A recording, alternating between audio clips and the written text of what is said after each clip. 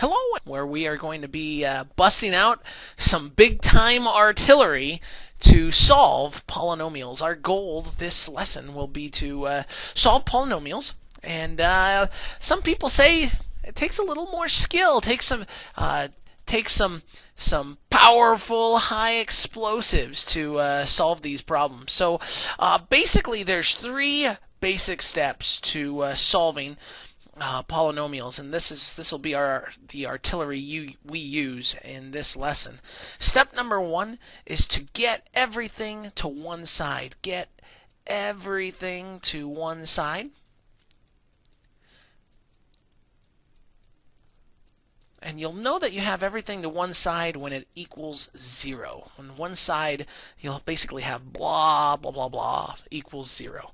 That's the first step that you want to do. Step number two, we're going to use factoring to solve. So you'll factor the blah on the left side or right side or whatever it is.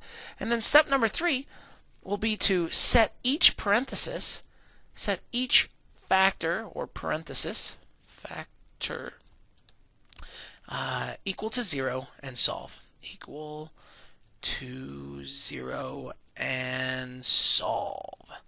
That is basically the heavy, high explosives steps that we're going to be using in this section to solve. Let's go ahead and take a look at how this gets applied. Okay, so let's say we've got this polynomial here, x squared plus 5x equals negative 4. And we want to find an x value that makes both of these sides true. Now, you could start trying to guess and check. I mean, I could try to pick, hey, let's pick x equals 1. So I get 1 squared plus 5 times 1. 1 squared is 1 plus 5 equals 6. Ooh, but that doesn't equal negative 4. You could try to guess and check, but boy, there are like an infinite amount of solutions. So we've got to come up with a better way to do it. And that's where our steps are going to come in, our big artillery steps that we presented. So let's go ahead and apply these. Step number one says that we need to get everything to one side. So I'm going to go ahead and add the 4x over. That gets us x squared plus 5x plus 4 equals 0 because we added 4 to both sides. And so now we have it equal to 0. Notice that that's one of our goals, is to get it equal to 0. Our next step is then to factor this polynomial. So we're going to use the rules of factoring that we've been doing the first 6 sections of this chapter to factor this. This is a 3-term polynomial. There's no common stuff to pull out, so I just need to find the factors of 4 that add up to 5. Well, what are some factors of 4? 2 and 2? That doesn't add up to 5. What about 4 and 1? That does work. So this polynomial factors to x plus 4 times x plus 1, and it equals 0. Good. We've completed step number 2 in our list of steps here. Step number 3 then is to set each of the factors equal to 0. So I'm going to set each parenthesis equal to 0. So I'm like breaking it up into 2 different problems here. X plus 4 equals 0. And this problem here, x plus 1 equals 0. And then I'm just going to solve each of these for x. So here I'm going to subtract 4x to both sides, minus 4, minus 4. And I get x equals negative 4. That's my first answer. And here I'm going to minus 1 to both sides, so I get x equals negative 1. These are my 2 answers that make this polynomial true. And the cool thing about algebra is you can always go back and check your answers. So we can do that here if we plugged negative 4 back into the original. So the original was x squared plus 5x equals negative 4. If I plug negative 4 in, negative 4 squared plus 5 times negative 4, I want that to equal negative 4. Negative 4 squared is 16, plus 5 times 4 is negative 20. Does that equal negative 4? It does. And so you can see that that's right. And you can also test negative 1 as well. So this is our methodology of solving polynomials. Again, we use these 3 steps to do it. And if everything goes well, you get the right answer.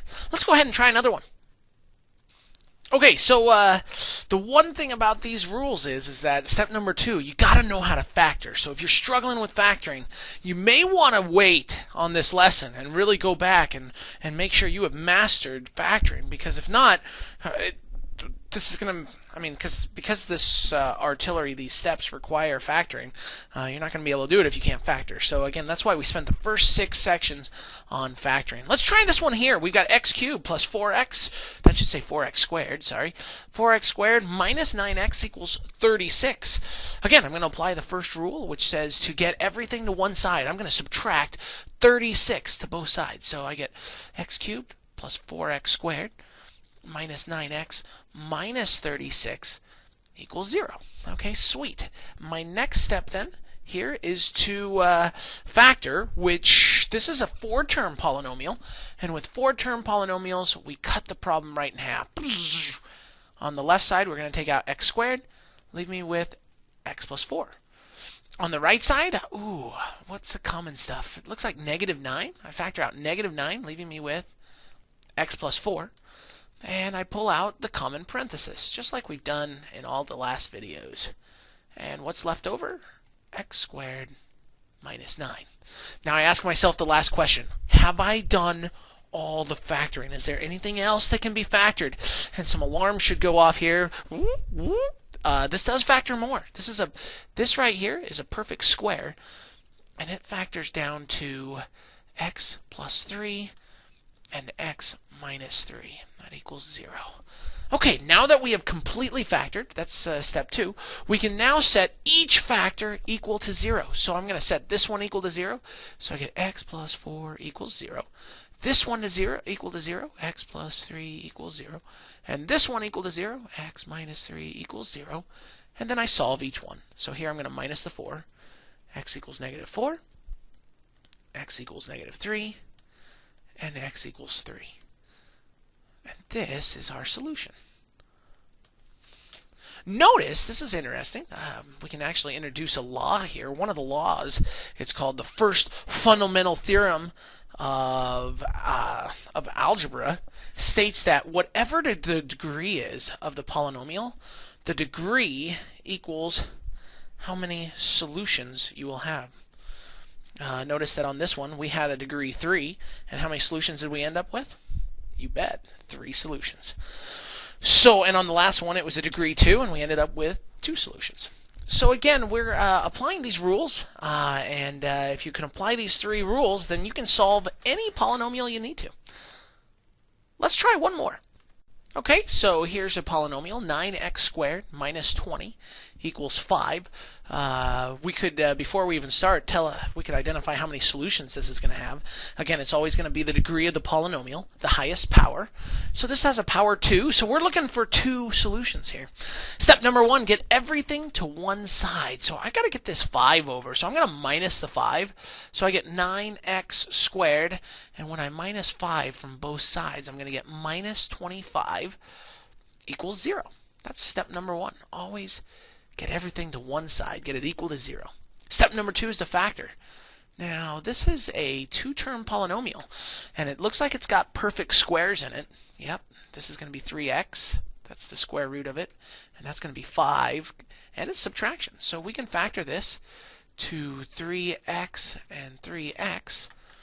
And 5 and 5. Notice that being able to factor is an important part of this section. So make sure to have your factoring chart out with you to make sure that you can factor these polynomials. It was a 2-term polynomial. Okay, we got it set equal to 0. We factored it. The next step is step number 3, to set each one equal to 0. So I get 3x plus 5 equals 0. And 3x minus 5 equals 0. So I set each factor, each parenthesis equal to 0, and now I solve. So I'm going to minus 5 here, minus 5. So I get 3x equals negative 5, and then I divide by 3. So x equals negative 5/3. Here I add 5 to both sides, giving me 3x equals 5, and x equals 5/3. And that's it. Those are my 2 answers for solving this polynomial.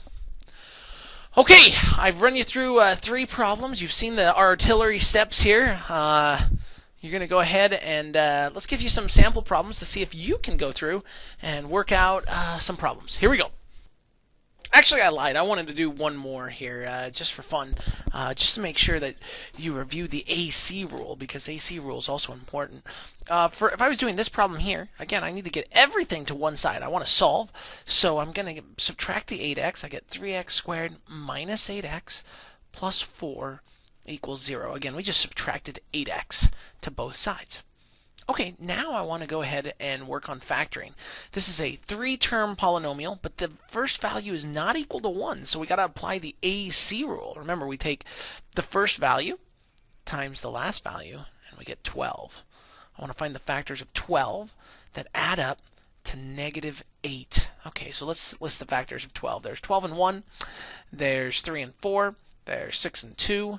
Which one of these are going to add up to negative 8? 6 and 2. If we made them both negative, those would work and add up to negative 8.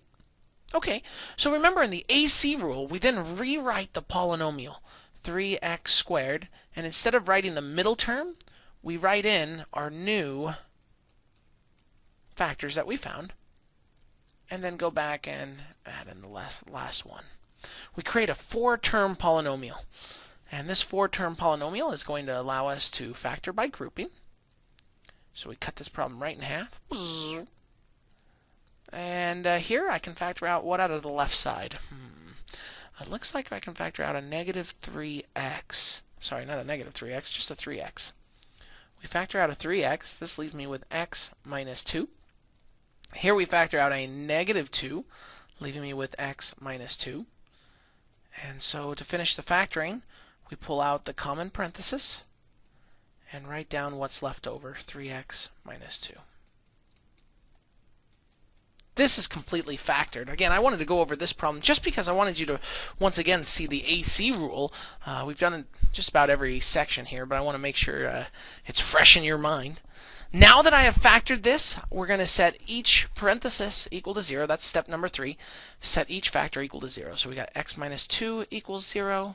That's from right here. And 3x minus 2 equals 0. Here I add the 2, I get x equals 2. That's my first answer. Here I'm going to add 2, I get 3x equals 2, and then divide by 3, I get x equals 2/3. That's my second answer. Again, and we should have had 2 answers because that's the degree of the polynomial. Okay, now I want you to do some practice problems. Take out your video notebook and give these a try. Okay, here are your 4 questions. We'd like you to pause the video now and solve for x. That's your goal. Use these 3 steps to get the x value. Good luck. Okay, let's see how you did on this problem here. On the first one, it's kind of nice because it's already equal to 0. There's nothing we need to do. So we can move to step number 2, which is to factor. This is a 3-term polynomial, and because it's a 3-term polynomial and the value in front is 1, we just need to take the factors of the last term that add to the first term. So let's see, there's 5 and 4. That doesn't get us 12. Ooh, but what about 2 and 10? 2 and 10 works. So we'll go ahead and factor this with 2 and 10. So I got x plus 2, x plus 10 equals 0. The last step says to set each parenthesis equal to 0. So I set each parenthesis equal to 0, and I solve. So I minus the 2 over. I get x equals negative 2. Here I minus the 10. I get x equals negative 10. That is my solution for number 1. Let's move on to number 2. On number 2, we need to get everything to one side. So I'm going to minus 2x squared here. I'm going to minus 3. So those are going to get minused over here as well. And I'm left with x squared minus 4 equals 0. Good. I've got everything set equal to 0. I now factor this. This is a 2-term polynomial. It's a perfect square. It's going to factor to x plus 2, x minus 2 equals 0. I set each of these equal to 0. When I do that, I get x equals negative 2 and 2 as my answers. Okay, nice. On number 3, we're going to go ahead and get this equal to 0. I subtract everything over. I get minus 9x minus 18 equals 0. This is a 4-term polynomial. To factor a 4-term polynomial, we cut it in half. Over here, we take out an x squared, leaving me with x plus 2. Here we take out a minus 9, leaving me with x plus 2.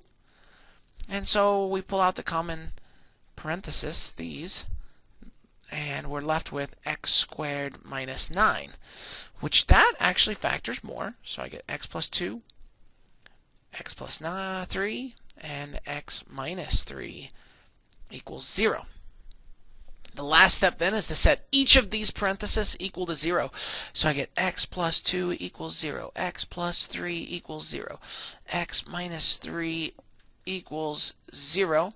And when I solve those, I get x equals -2, -3, and 3. 3 answers on that because it is a degree 3 polynomial. Number 4, we got to get everything to one side. We minus the 22x over plus 5 equals 0. It's a 3-term polynomial, and the first value is not equal to 1, so therefore we apply the AC rule. AC rule states to take 8 times 5, which is 40. Find the factors of 40 that get me 22. Looks like 2 and 20 would work if we made them both minus. So I'm going to rewrite the polynomial with those new middle terms. I then factor by grouping. Here I'm going to take out a 2x, leaving me with 4x minus 1. Here I take out a -5, leaving me with 4x minus 1. Pull out the common parenthesis. I get 4x minus 1, and what's left over? 2x minus 5 equals 0. That's how it factors. So we got it factored. Now we got to set each factor equal to 0. 4x minus 1 equals 0. 2x minus 5 equals 0. Here we'll add the 1, divide by 4, so we get 1/4. And here we'll add the 5 and divide by 2 to get 5/2. Those are our two answers. Okay, so again, if you're struggling with this, it could be because of the factoring. You're going to want to spend a little more time with the factoring. You could even go back and into your book and do some sample factoring problems just to make sure you got the factoring down. There's one little application thing that we need to talk about, and then we'll be done. Let's take a look. The one application type of problem that we want to talk about is finding x-intercepts. If we look into what these second degree functions look like, we'll find out that second degree polynomials look like are quadratic functions that look like a parabola. Some point up, some point down. Third degree functions have a little curve in them. And so one thing we need to do later on in math is being able to find their intercepts. Now we've already talked about how to find x-intercepts, and believe it or not, most parabolas have 2 x-intercepts because they cross the x-axis twice. Not all, but some do. And so we need to talk about x-intercepts. We already know that if I want to find x-intercepts, we let y equal 0. And so basically, if I plug 0 in here for y, I can find the x-intercepts by using this method that we've already been talking about. All we would need to do is factor this. We'd find the factors of 50 that come out to be 5. That would be 10 and 5. And we'd make the 10 negative and the 5 positive. And so we would find the x-intercepts by just setting each of these factors equal to 0. I'd be left with x minus 10 equals 0 and x plus 5 equals 0. So I get x equals 10 and x equals -5. And so those are the two intercepts. We could write them as intercepts. It'd be 10, 0 and -5, 0. So remember, we can find x-intercepts. You just let y equal 0 and then solve like we normally do. So let's go ahead and give you 2 more problems, maybe 3 more problems, and then we'll call it a day for this video. Okay, here are 3 last questions for you to try out. This first one, you need to find the x-intercepts of y equals x squared plus x minus 20. Remember, to find the x-intercept, we let y equal 0. Then we have 2 more solving questions for you, just to give a try, just to have you experience a couple different types of problems. Same idea, same 3 rules. Good luck, and push the play button when you're ready to resume. Okay, let's find the x-intercepts. To find the x-intercepts, you plug 0 in for y. I'm left with x squared plus x minus 20. So it's already set equal to 0. That's really nice, because now we can just move on to factoring. This is a 3-term polynomial, and to factor this, I need to find the factors of -20 that will add up to 1. So 5 and 4 is going to work. I wanted to add up to +1, so I make the 4 negative. So I'm left with 0 equals x plus 5 and x minus 4. We set each one of those equal to 0. So x plus 5 equals 0 and x minus 4 equals 0. So here I get x equals negative 5, and here I get x equals 4. And so my x-intercepts are at negative 5, 0, and 4, 0. Remember, we always list x-intercepts as points. So we do want to include them written like that. Okay, good. Let's move on to number two. Number two, everything's already equal to 0. So that's step 1. Step 2 is to factor. Now, before I factor this, it looks like there's some common stuff. So I'm going to go ahead and factor out the common stuff, which is x. That leaves me with x squared minus 25 equals 0. This is a binomial. So I'm going to go ahead and factor this down. It's 2 terms, so it's perfect squares. I get x plus 5 and x minus 5. I now set each one of these terms factors equal to 0, including the x here. Don't forget, that does count. So I get x equals 0 when I set that equal to 0. X plus 5 equals 0, which eventually comes out to be x equals negative 5. And x minus 5 equals 0, which gets me x equals 5. So 3 solutions: x equals 5, x equals negative 5, and x equals 0. That makes sense because this problem told us we'd have 3 solutions. Okay, now number 3. We need to solve 2x squared plus 8x equals negative 8. It's not equal to 0, so let's go ahead and add that 8 over. I get 2x squared plus 8x plus 8 equals 0. Okay, good. It's now equal to 0. We can go ahead and factor this. There's some common stuff here, so I'm going to go ahead and pull out the 2 because it's common. I'm left with x squared plus 4x plus 4 equals 0. Okay, cool. We'll go ahead and factor the inside here. Factors of 4 that add up to 4, well, that would be 2 and 2. So I get 2, x plus 2, x plus 2 equals 0. I can then set each one equal to 0. Now, I can set the 2 equal to 0, but does 2 equal 0? No. So that doesn't get you an answer. Like this problem up here, we did have an x. That did get us an answer. But if it's just a number outside, it doesn't get us an answer. We will let the x plus 2 equal 0 and x plus 2 equals 0. And so we get x equals negative 2 and also negative 2. Those negative 2's repeat. They're technically the same answer, but they repeat, and so we would say, hey, the answer is negative 2 and negative 2. But sometimes we would only list them once. But do realize it's nice to list them twice because the problem told us we need to get 2 answers. So we did get 2 zeros. They're just the same. Or 2 solutions. They're just the same. Okay, wonderful. Well, that is it for this lesson. Thanks for watching. You can continue on to the assignment by pushing the start button. Have a great day.